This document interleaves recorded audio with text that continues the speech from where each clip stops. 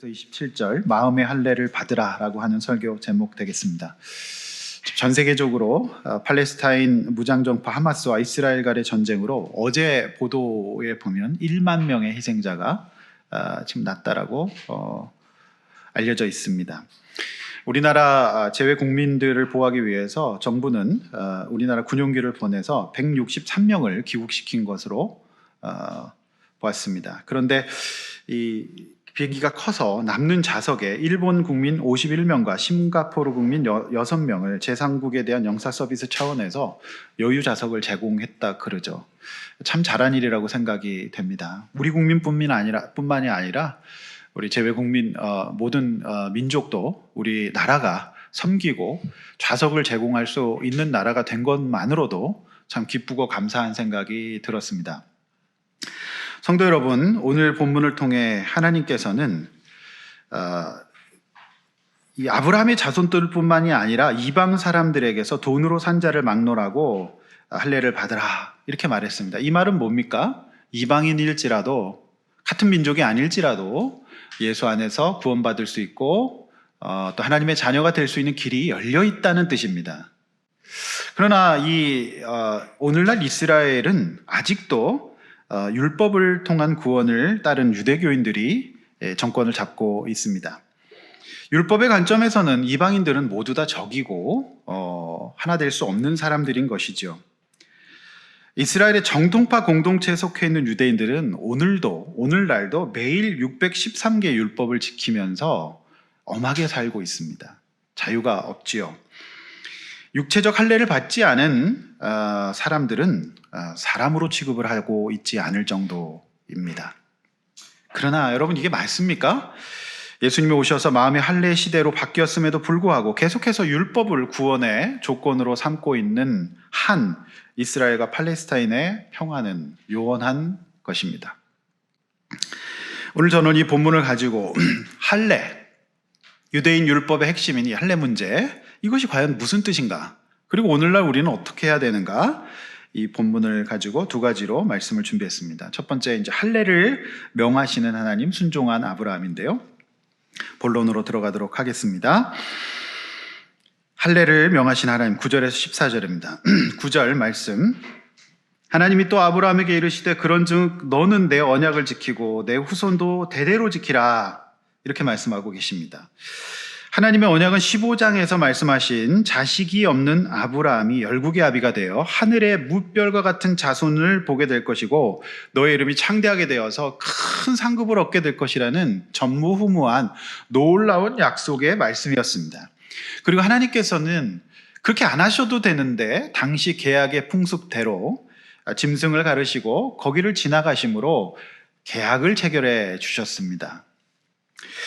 그러나 아브라함은 지난번에 제가 말씀드린 것처럼 13년 동안 인간적인 선택의 결과인 이스마엘에 푹 빠져서 그 언약을 잃은 영적인 잃어버린 13년을 보내게 됩니다. 성경에 그 기간의 기록이 없지요. 바로 그때 하나님은 그 언약을 잊지 않으시고 장차 400년 뒤의 계획까지도 설명하시면서 언약을 잃어버린 13년을 보내고 있었던 아브라함에게 오늘 새로운 제안을 하고 계십니다. 아브라함이 잊을 수 없는, 잊어서도 안 되는 확실한 징표를 남겨주시는 것이죠. 특별히 오늘 이 언약이 아브라함뿐만이 아니라 아브라함 후손들에게까지 다 허락될 것이다. 이렇게 말씀하고 계십니다. 이 후손까지 가야 되는 것이죠. 그러면 어떻게 됩니까? 아브라함의 믿음이 중요하겠지요. 먼 곳에 사시는 집사님께서 어제 이제 교회 앞에 아파트를 계약하셨다고 연락받았습니다. 집사님이 왜 이사를 하시려고 하시냐면 다른 것보다도 아이들이 더 크기 전에 교회 가까이에서 예배드리고 신앙생활하는 습관을 들여주고 싶다는 것이 이사의 이유였습니다. 쉽지 않죠. 예. 어려운 결정입니다. 모든 것이 바뀌어야 되거든요. 저는 하나님께서 이 아이들을 지켜주시기를 주님의 이름으로 축원합니다. 10절인데요. 너희 중 남자는 다 할례를 받으라. 이것이 나와 너희와 너희 후손 사이에 지킬 내 언약이라. 11절 너희는 포피를 베어라. 이것이 나와 너희 사이의 언약의 표징이라. 자, 할례는 오늘날 남자들이 받는 생식기 포피를 잘라내는 포경 수술로 볼 수 있습니다. 자, 그렇다면 하나님께서 왜 아브라함과 그의 자손들에게 이 할례라고 하는 것을 행하라고 하셨을까요? 그것을 우리가 봐야 되죠. 그는 문맥이 잘 말해주고 있어요. 15장에서 잊을 수 없는 놀라운 언약을 하나님께서 맺어주셨음에도 불구하고 이스마엘에 빠져서 13년 동안 하나님의 언약을 잊어버리지 않았겠습니까? 하나님께서 이 방법 저 방법 잘 써보시다가 이제 이삭이 나오기 1년 남은 시점입니다. 이제 얼마 남지 않았어요. 이제 1년 남은 이 시점에서 잊을 수 없는 하나님의 언약의 표징을 몸에 남겨주심으로써 절대로 잊을래야 잊을 수 없도록 몸에 품고 사시도록 인도하신 것으로 볼 수 있습니다. 여러분, 왜 이 아브라함의 생식기에 표피를 걷어내는 할례를 받으라고 하실까요? 여러분, 남자는 무조건 하루 수차례 확인할 수밖에 없는 기관이 바로 그 기관입니다. 오줌을 싸기 때문이죠. 당뇨가 걸리면 더 많이 확인할 수밖에 없습니다. 물론 확인 안 하시는 분도 계실지 모르겠지만 정상적인 남자는 다 확인하게 되어 있습니다. 웃으셔도 돼요. 네. 네. 거울 안 보고 사는 사람도 있어요. 그런데 남자는요, 화장실 가면 볼 수밖에 없어요.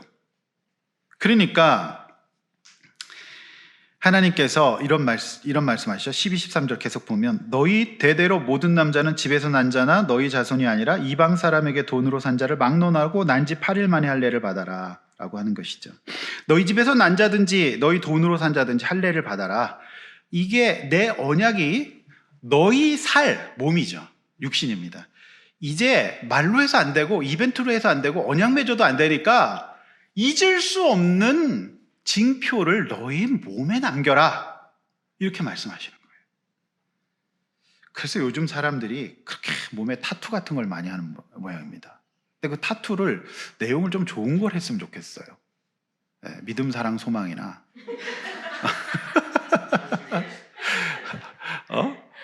나는 하나님을 믿는다든지. 제가 본 타투 중에 가장 놀라운 타투는 뉴질랜드에서 크리스찬 형제가 창세기 내용을 팔에다 새겼더라고요. 이 형제 대단한 형제죠. 근데 믿음이 좋은 형제였어요. 뭐 그거를 제가 평가하고 싶지는 않고요. 어쨌든 이 하나님은 이 부분에서 우리가 어떤 분이신지를 좀 생각해야 돼요. 저는 이 부분을 보면서 우리 하나님은 어떤 분이시냐면 우리 각자 신앙 수준에 맞춰서 영적 도전을 주시는 분이에요. 그러니까 예배를 통해서 말로 통해서 안 되니까 하나님이 어떻게 해요? 언약의 표징이라도 네 몸에 남겨라. 그래서 그 언약의 표징으로 그걸 너가 잊지 마라. 이제 1년밖에 안 남았다. 이렇게 하나님께서 일종의 영적인 이벤트를 오늘 만드시는 거죠. 제가 그걸 보면서 오늘날 교회는요, 예배 외에도 많은 프로그램 제공합니다. 양육도 하고요, 또 결정적으로 단기 선교도 가죠. 그리고 성찬식도 해요. 예수님께서 또 제자들의 믿음을 기억하게 하시기 위해서 성찬 예식을 베푸셨어요. 비슷한 겁니다. 그걸 우리가 먹고 마심으로 잊지 말라는 거죠. 그리고 뭐 성탄절 행사도 하고요, 송구영신 예배도 있고, 이제 이번 달에 또 찬양 집회도 있습니다. 그리고 우리가 MT도 있고요, 또 수련회도 있습니다. 그리고 여러분, 결정적으로 우리는 또 목장이 있잖아요. 그러니까 다양한 것들을 통해서 잃어버린 13년을 찾도록 인도하시는 겁니다. 여러분, 청소년들도요, 학교에서 왜 공부만 안 하고 수학여행을 갑니까? 왜 체험학습 갑니까? 그것이 학습에 도움이 되기 때문이에요. 그래서 김영민 활동상담센터인 겁니다. 그러니까 이런 어떤 활동, 이런 어떤 프로그램들을 제공하셔서 그들의 눈높이에 맞춰주시는 우리 하나님이다라고 하는 것이죠. 그런데 여러분 어때요? 양육받고 또 막 이렇게 여러 가지 MT 가고 수련회 하고 쉽지 않아요. 여러분, 할례는 그런 거예요. 여러분, 이 할례가 얼마나 끔찍해요. 그 외과 수술인데요. 아브라함 시대에 마취가 없습니다. 죽습니다. 여러분, 저는 초등학교 6학년 때 죄송하지만 제가 저희 야구 선수들이 단체로 할례를 받았거든요. 계약을 맺어가지고 죽는 줄 알았습니다. 일주일 내내 누워 있었습니다. 현대화하게 발전한 시대도 그렇게 어려운데요. 아브라함 시대 할례는 특별히 할례하는 사람이 의대를 졸업하지 않았네. 완전히 야매네요. 무슨 칼이 있겠습니까? 무슨 그런 게 덧날 가능성 되게 많고요. 그러니까 우리가 여호수아서 묵상할 때도 봤지만 전쟁 중에 할례는 자살행위예요. 그때 기습하면 다 죽는 거거든요. 할례는 어려운 거예요. 할례는 정말 하기 싫은 끔찍한 걸 수 있습니다. 고통스럽고 힘든 걸 수 있어요.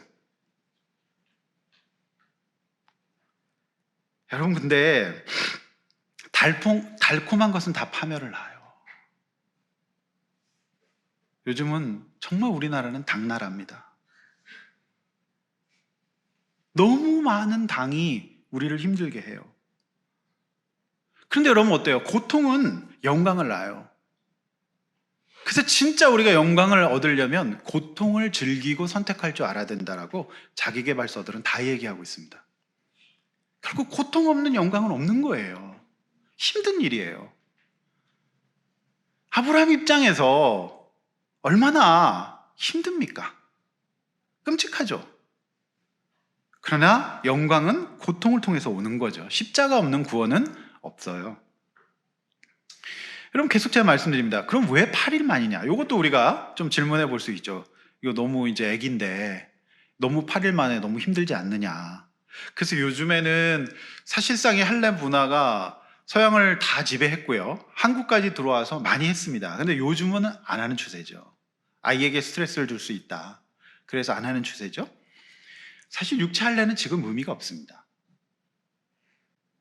그래서 계속 논의를 해보면 왜 8일 만이냐고 하는 거죠. 여기에 대해서 두 가지 해석이 있어요. 첫 번째는 영적인 해석이에요. 왜요? 어려서부터 주님 부르실 전생애를 주님의 백성으로 살아야 되기 때문이라는 해석이 있어요. 근데 또 하나 현실적인 의학적인 해석이 있습니다. 1935년에 이르러서야 의학이 발전되면서 그 혈액의 응고라는 의학적 관점에서 응고에 관여하는 프로트롬빈이라고 하는 농도가 이제 1935년에 알게 되는데요. 놀라운 거는 생후 8일이 되어서야 이 응고에 관여하는 프로트롬빈의 수치가 최고치가 된답니다. 그리고 평생 간답니다. 그러니까 8일이 되어서 할례를 해야 생명이 안전한 거예요. 그러니까 이거를 보면서 우리가 알 수 있는 건 뭡니까? 우리 하나님께서 감당할 수 있는 것으로 주신 거고, 창조주 하나님께서 아브라함 시대에 몰랐던 8일의 의미가 우리가 과학 발달을 통해서 더 확실히 알게 되었다라고 하는 겁니다. 암울수가 있는 거예요. 그런데 여러분, 그럼 과연 우리도 이게 할례가 중요한가? 여러분, 그렇게 되면 이스라엘로 가셔야 됩니다. 그거 아닙니다. 지금은 마음의 할례, 율법의 시대가 끝났기 때문에 마음의 할례의 시대로 접어든 것이죠. 그래서 여러분, 구약 신명기 10장 16절, 로마서 2장 29절 한번 읽어보겠습니다. 시작. 그러므로 너희는 마음의 할례를 행하고 다시는 목을 곧게 하지 말라. 할례는 마음에 할지니 영에 있고 율법 조문에 있지 아니한 것이라. 구약 신명기 10장에서 이미 하나님께서 마음의 할례를 말씀하셨고, 유대교를 열심히 믿었던 바울이 이제 할례는 마음에 해야 된다고, 율법의 시대는 끝났다라고 말했습니다. 여러분, 이런 겁니다. 이제 그 육신의 할례 시대는 끝난 거예요. 율법에. 지금 우리는 마음의 할례가 필요해요. 그러면 마음의 할례는 무엇일까요? 되게 이 할례 범위가 넓어집니다. 날마다 우리는 강팍하고 굳어집니다. 낙심하고 실망하고 불신의 유혹을 받게 됩니다. 또 우리는 음란한 마음, 악한 마음, 거짓의 마음 계속 생깁니다. 이것을 바로 하나님 앞에서 걷어내는 것을 마음의 할례라고 얘기를 해요. 불신의 마음을 걷어내야 합니다. 이것이 우리가 받아야 할 마음의 할례예요. 어떤 학자들은 이 할례를 이 시대의 교회의 세례로 보는 해석도 있습니다. 그런데 세례의 의미가 많이 퇴색하면서 이 정도까지 가지는 않습니다. 사실 세례 받는다는 건 죽을 걸 결심하는 거거든요. 잘라내야 돼요. 그 고통이 있어야 돼요. 그래서 침례교에서는 물에다 푹 담갔다가 뺍니다. 죽고 산다는 의미죠. 그래서 오늘날 우리 세례의 의미가 좀 더 좀 강화돼야 되겠다는 생각을 또 하게 되는데요. 저는 그렇게 생각합니다. 매일의 말씀 묵상과 기도, 또 공예배를 통해 내 자신을 돌아보고 우리가 자칫하면 잃어버릴 수 있는 13년의 시간으로 돌아가지 않으려고 몸부림치는 성도의 경건 생활을 할례로 해석하는 거예요. 그렇게 하지 않으면요, 우리는 어떻게 돼요? 결국 하나님과 단절돼요. 하나님으로부터 멀어져요. 하나님의 언약을 배반하는 자가 될 수 있어요. 여러분이 그런데 이건 쉽지 않아요. 왜요? 난 그렇게 살고 싶지 않고 그렇게 번거롭게 하고 싶지 않거든요. 내가 살아왔던 방식이 있고요. 내가 사랑하는 것들이 있기 때문에 그거를 끊어내고 다른 이야기를 듣고 싶지 않은 게 있어요. 여러분 죄송하지만 신앙생활은 쉽지 않습니다. 어려워요. 쉽지 않아요. 그런데 여러분이 아브라함 거의 다 왔습니다. 이 할례 사건을 통해서 믿음의 조상의 반열에 들어가요. 그는 사실상 인생의 기말고사인 99세의 이 할례 사건을 통해서 정말 엄청난 축복을 받게 됩니다. 사랑하는 성도 여러분, 우리는 마음대로 살고 싶고요. 우리는 하나님 앞에서 돌아가고 싶지 않은 우리 마음의 호피들이 있어요. 이거를 걷어내야 됩니다. 내가 말씀을 통해서 말씀이 안 들리면 뭐예요? 목장을 통해서, 또 양육을 통해서, 또 다양한 어떤 그 프로그램을 통해서 우리 하나님께서는 우리에게 말씀하실 겁니다. 그래서 우리가 찬양 집회도 하고 그러는 거예요. 수련회도 가는 거죠. 근데 여러분, 안 가고 싶고 안 하고 싶으시죠? 그런 마음이 있어요. 어제도 목장을 하시는데 물론 좀 늦게 모이셨지만 어찌나 또 열심히 나누시든지, 그죠? 배도 안 고프신가 봐. 어떻게든지 간에 우리가 못 알아듣고 못 깨달으니까 그렇게라도 해가는 겁니다. 성도 여러분, 이 할례를 받는 사람이 받을 수 있는 축복은 정말 엄청납니다.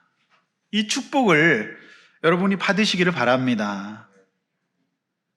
여러분, 우리나라 선교사님들이 다 20대 초반의 젊은 선교사님들이었어요. 그 당시 미국은 정말 행복했을 것 같아요. 너무 좋아요. 근데 그들이 예수를 믿고 배를 타고 조선 땅으로 옵니다. 그래서 그들이 그들의 인생을 주님 앞에 마음을 거부하고 내려놓으면서, 우리나라에서 지금 아펜젤라와 언더우드 모르는 분 안 계시죠? 그게 바로 열국의 아버지입니다. 그게 열국의 아버지예요. 여러분, 우리나라 역사에도 이순신 장군 어떻습니까? 조종해서 그를 오해하고 그를 때리고 그를 다 파직을 해서 망신을 줘도 이순신 장군은 어떻게 했습니까? 자기 마음을 부인하고 나라를 위해서 나가지 않았어요. 이제 이순신 장군 영화의 종결편이 나온답니다. 마지막 해전을 다룬 그 영화가 이제 곧 나온대요. 거기서 이제 전사하시죠. 그러나 그분은 우리 후세가 지금도 동전에 그분 얼굴 새겨서 다닐지는 아직도 몰랐어요. 그때는 몰랐을 거예요. 그게 바로 할례 받은 마음입니다. 사랑하는 성도 여러분, 저도 정말 힘든 가정에서 태어나서 예수 믿고 제 마음을 부인하고 어떻게 하든지 하나님 앞에서 살아보려고 애를 썼어요. 근데요, 저는 모르는데 저를 아는 분들이 꽤 계세요. 몰라요, 저. 여러분, 그런 그 선교사님들이요, 이 땅에 와가지고 마음을 부인하면서 정말 열악한 조선 땅에 살아갔잖아요. 근데 우리나라 의료기관 하나도 없어요.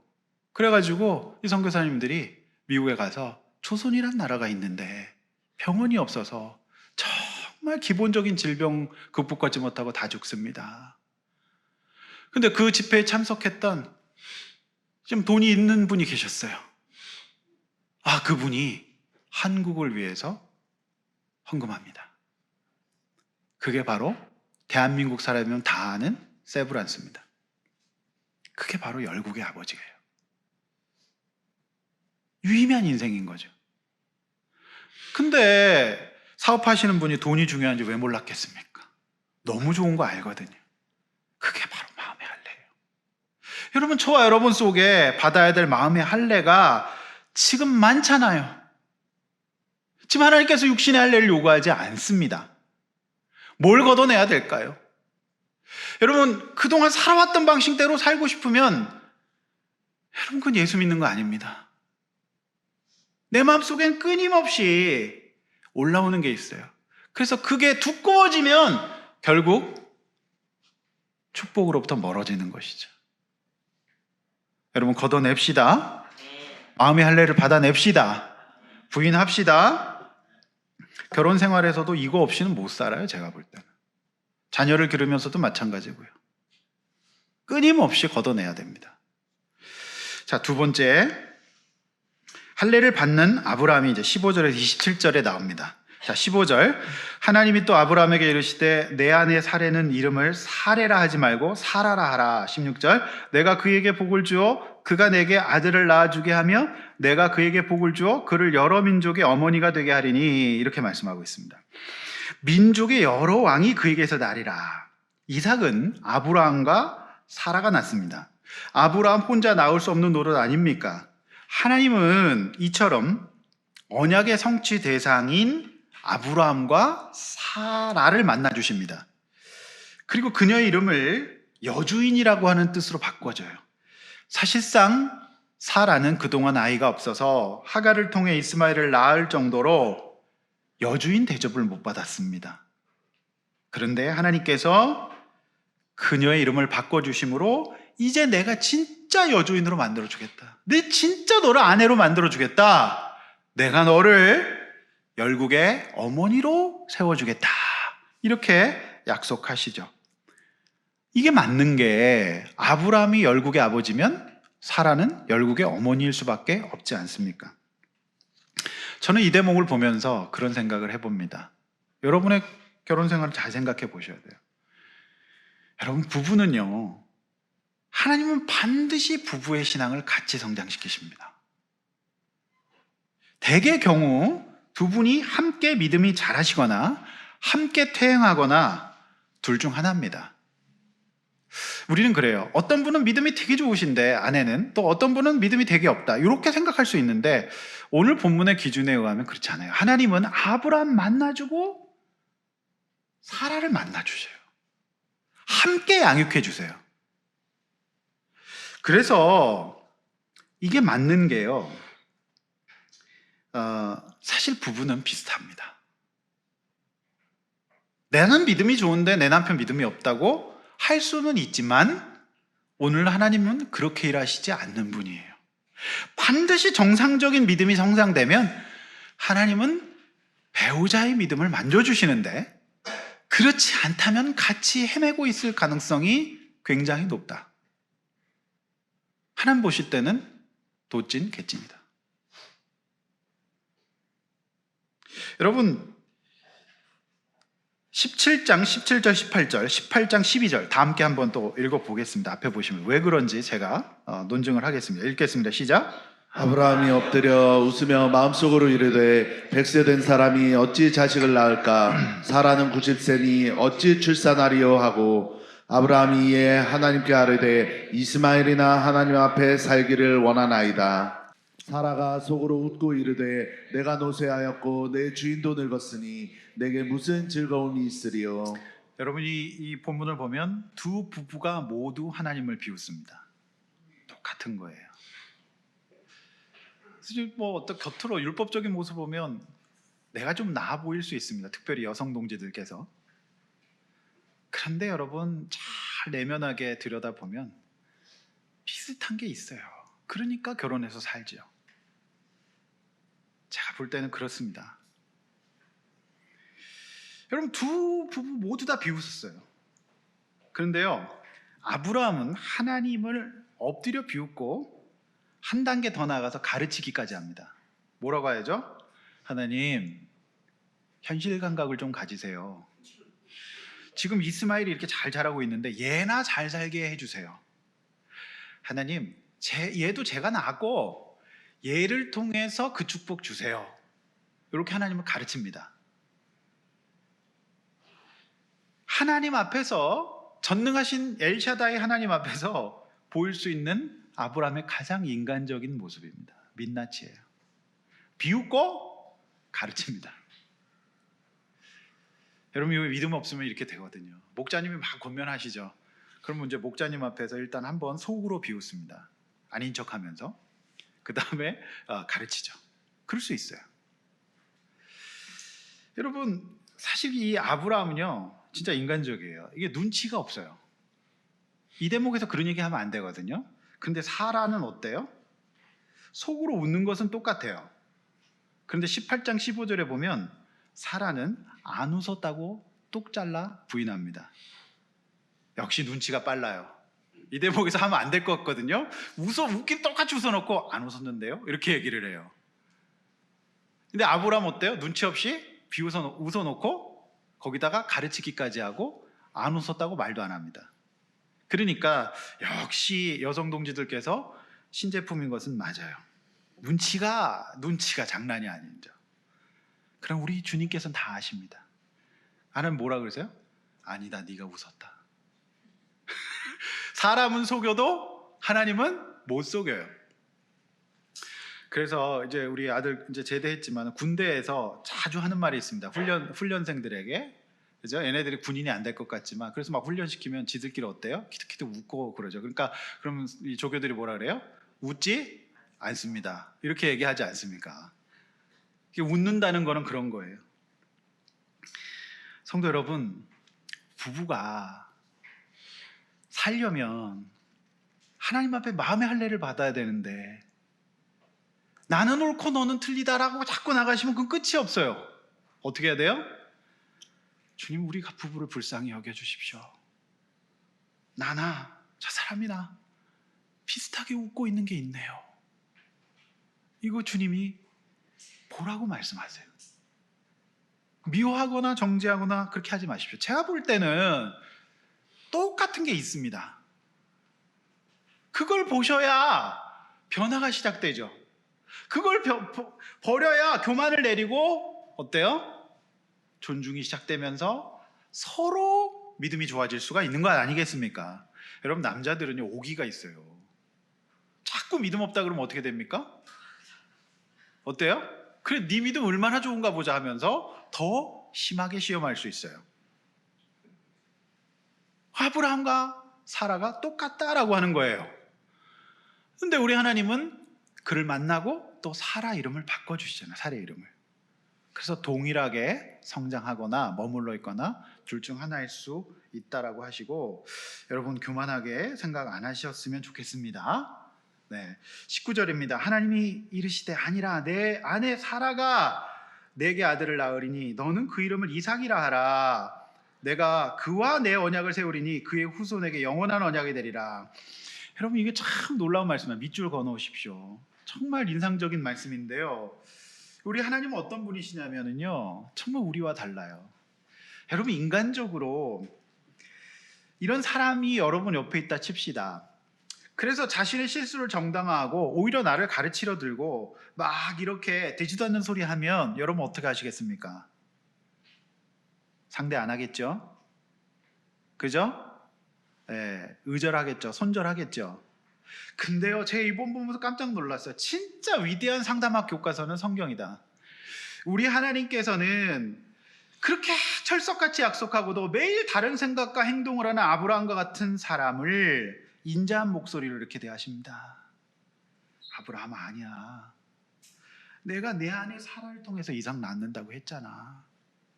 지금 네가 너무 힘들어서 웃음조차 잊어버렸지만 내가 이삭, 즉 나를 비웃었던 방식에 완전히 다른 방식으로 바꾸어서 이제 너한테 새로운 웃음을 줄 거야. 너 나 비웃었지? 너 진짜 건강한 웃음이 뭔지 내가 알려줄게. 하나님은 그걸 또 받으십니다. 그 비웃음을 받아요.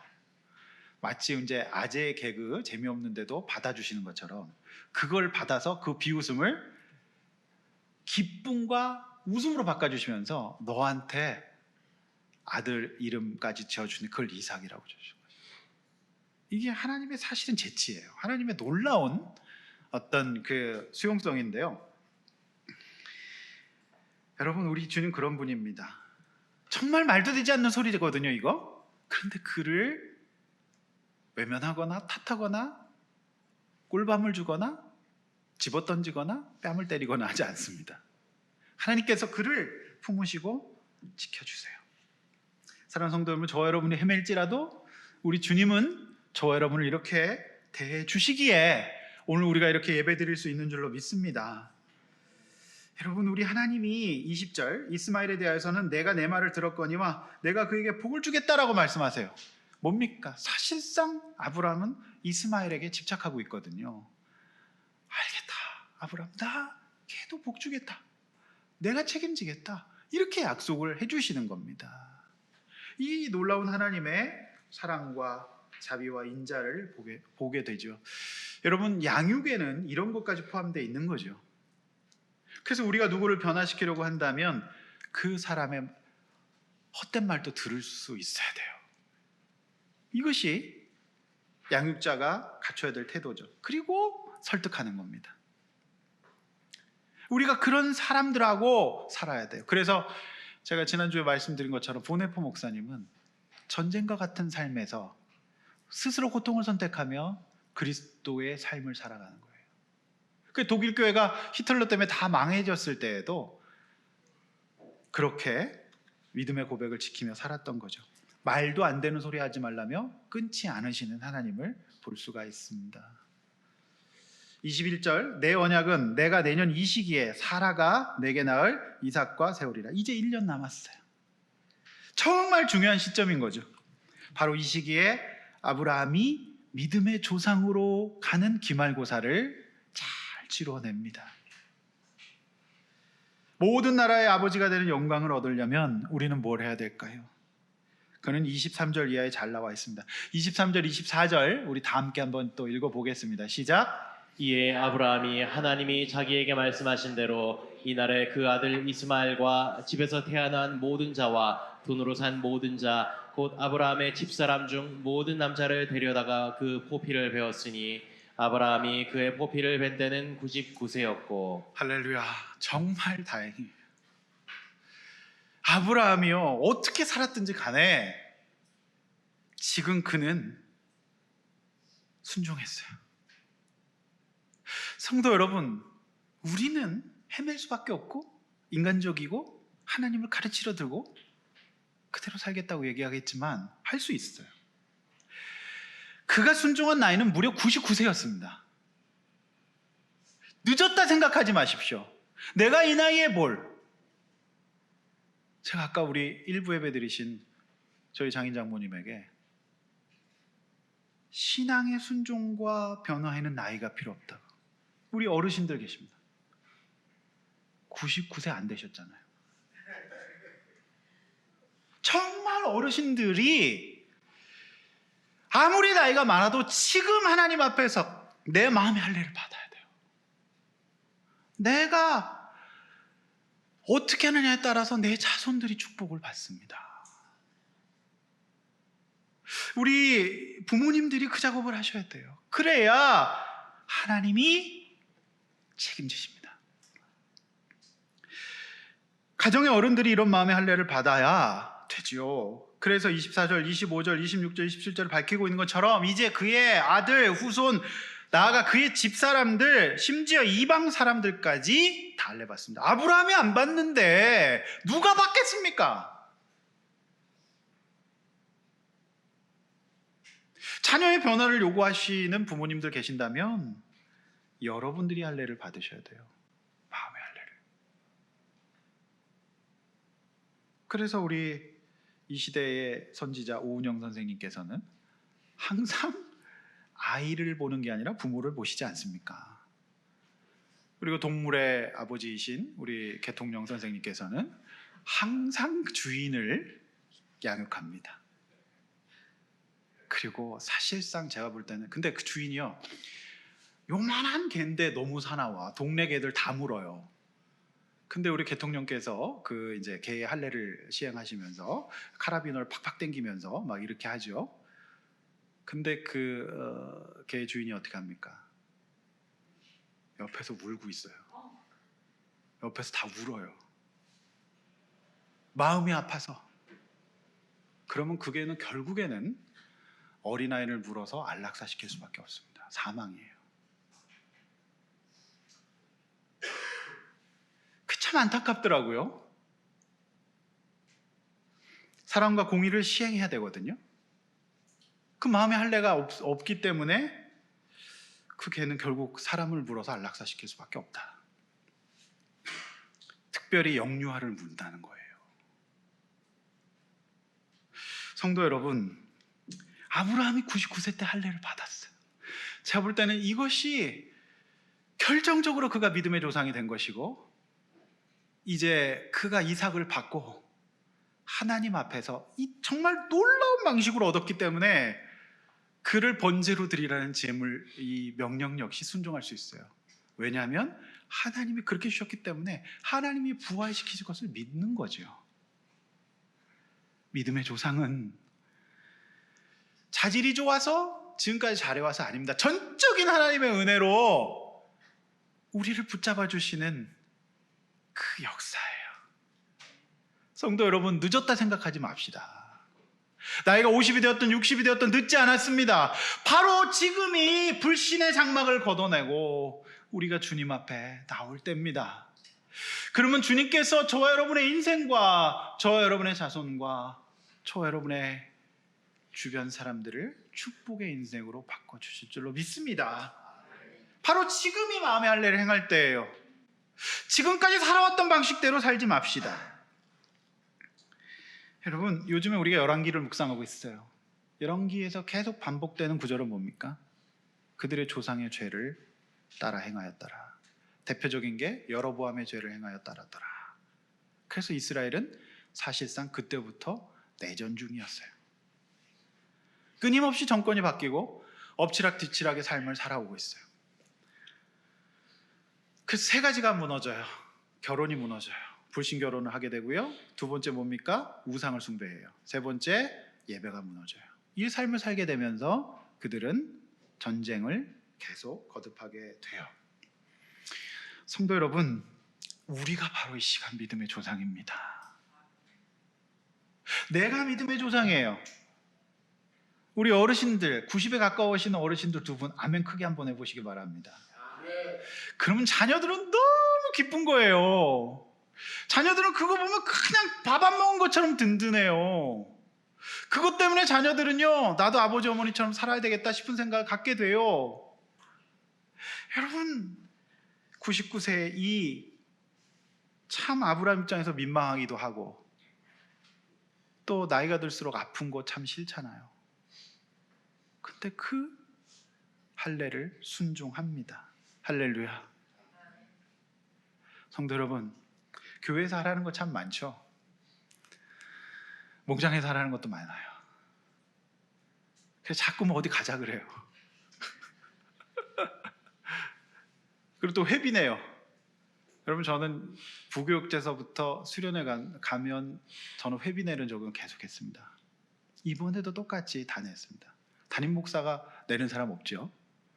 근데 저는 다 같이 수고하는데 내야 된다고 생각했어요. 부교육자 할 때부터 그랬습니다. 사실은 뭐 힘들어요. 저는 이런 행사 한 번 마치고 나면 그냥 정말 한숨이 쑥 나올 정도예요. 안전하게 무사하게 마쳤구나. 그리고 혹시 상처받은 성도 없을까? 소외된 성도 없을까? 늘 걱정합니다. 그러나 여러분, 성도 여러분, 인생이 사실은 할례예요. 어젯밤에도 어찌나 탄수화물이 땡기든지, 제가 어제 뭐 먹었는지 아십니까? 닭가슴살을 물에다가 넣어서 삶아 먹은 거예요. 정말 더럽게 맛없더라고요. 너무 맛없더라고요. 그걸 2덩어리나. 그리고 안 먹었어요. 여러분, 사실상 마음의 할례예요. 저와 저희 집사람 성격이 매우 다릅니다. 근데 저 같은 사람하고 살기 어려울 거예요. 그러면 당연히 아내는 짜증이 나죠. 그러면 우리 남자들 어떻게 됩니까? 메시지를 안 보고 메신저를 공격해요. 그거 그렇게 화내냐? 아니에요. 아니라고요. 그 마음의 할례를 걷어내고, 그래, 나 때문에 힘들었겠구나. 그래, 내가 하마. 그래서 여러분, 여기 앞에 광고탑 앞에 보면은 그동안 방치했던, 작년에 썼던 나무 토막들 그리고 이제 우리가 이제 화분이 너무 많아가지고 막 거기 막 잡초가 나요. 그걸 여러분, 버려진 요 구석탱이에 있어 쓰지도 않을 거 제가 어떻게 했냐니까, 망치로 그거 다 깨서 마트에, 여기 새나라 마트인가 뭐 거기 가서 폐기물 그거 사서 깨서 넣는데 먼지가 왜 이렇게 나든지요. 그리고 화분은 요즘에 좋아갖고요, 그냥 사기 화분이 아니에요. 거기에다가 뭐 이렇게 또 이렇게 둘러져 있더라고요, 성명 같은 게. 근데 그거 깨서 집어넣고, 그리고 제 마지막적인 그거였어요. 생색내지 않는 거. 우리 집사람 없기 때문에 제가 하는 얘기입니다. 1부 때 얘기 안 했습니다. 사실상 마음의 할례 없이는 결혼 생활을 안 할 이유가 더 많아요. 성도 여러분, 그렇게 우리가 살아가면서 하나님의 축복은, 은혜는 더 가까이 올 것입니다. 할례는 힘들고 어려운 거예요. 하기 싫은 거예요. 왜 제가 여러분 예배 안 나오시면 연락드리고 목장 나가시라 그래요? 이거 자체가 할례예요, 예배가. 성도 여러분, 마음의 할례를 받읍시다. 이 나이에 라고 하지 맙시다. 바로 이때가 하나님의 때입니다. 할렐루야. 우리 어르신들 특별히 오늘 은혜 받으셔야 됩니다. 지금이 하나님의 때입니다. 그것만 보면 자녀들은 그냥 그동안 모든 게 다 내려갈 거예요. 장로님, 권사님, 마음의 할례를 받으십시다. 네, 그렇다고 해서 뭐 이제 이삭이 나오지는 않을 겁니다. 네.